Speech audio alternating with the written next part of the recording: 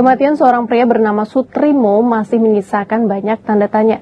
Ia ditemukan dalam kondisi tak sadarkan diri di depan Morden Estetik Klinik Kebayoran Baru, Jakarta Selatan pada Kamis 23 Juli 2026 pagi. Sutrimo kemudian dilarikan ke Rumah Sakit Muhammadiyah Taman Puring untuk mendapatkan pertolongan medis, namun nyawanya tak berhasil diselamatkan.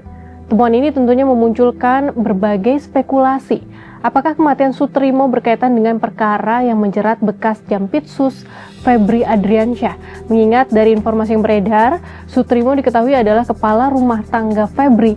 Meski saat ini polisi masih mendalami kebenaran status tersebut. Lantas bagaimana kronologi dan penjelasan Polda Metro Jaya mengenai peristiwa ini? Kita bahas. Kepala Bidang Humas Polda Metro Jaya Kombes Budi Hermanto Minggu 26 Juli 2026 menyebut kasus ini bermula saat Sutrimo ditemukan dalam kondisi tidak sadarkan diri di halaman klinik Morden Kebayoran Baru, Jakarta Selatan. Melihat kondisinya yang kritis, Sutrimo segera dibawa ke Rumah Sakit Muhammadiyah Taman Puring untuk mendapatkan perawatan. Namun setibanya di rumah sakit, Sutrimo dinyatakan meninggal. Meski peristiwa terjadi pada Kamis, informasi mengenai kematian Sutrimo baru ramai beredar 3 hari kemudian melalui pesan berantai di WhatsApp dan media sosial. Dalam foto yang beredar, Sutrimo tampak ditemukan dalam kondisi tidak sadarkan diri.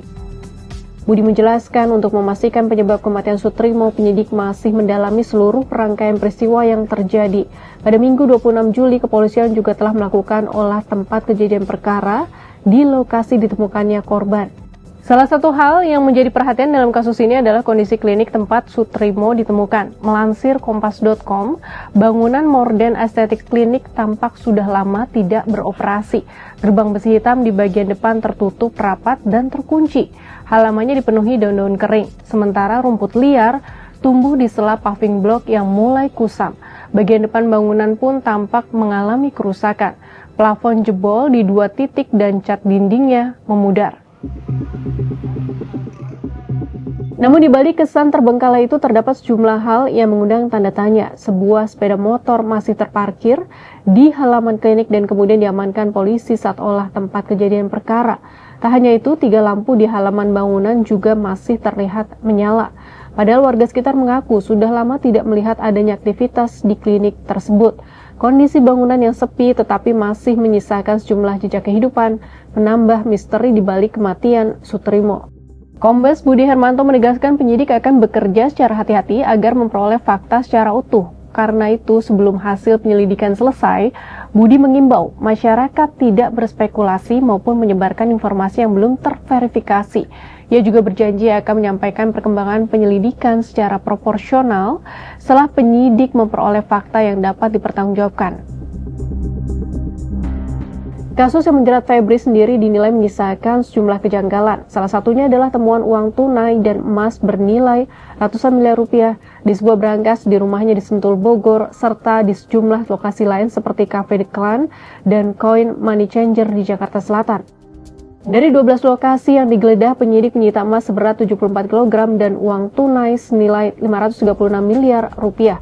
Penggeledahan tersebut berkaitan dengan dugaan 3 perkara yang membelit Febri, yakni dugaan korupsi PT Asabri, pengadaan batubara PT PLN yang diduga menyebabkan blackout, serta perkara terkait PT Krakatau Steel. Namun Febri berdalih bahwa uang dan emas tersebut merupakan milik pihak lain.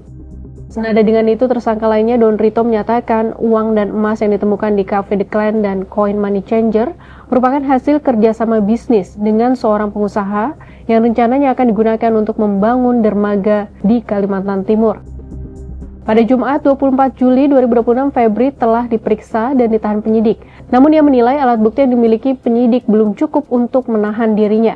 Meski demikian, Febri menyatakan tetap menghormati keputusan tersebut sembari menilai proses hukum yang menjeratnya merupakan bentuk kriminalisasi.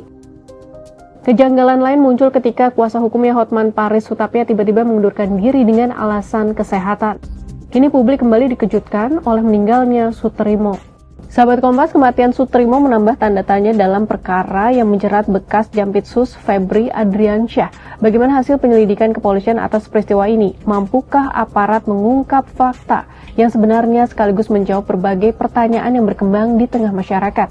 Ataukah penyelidikan ini justru akan membuka fakta-fakta baru?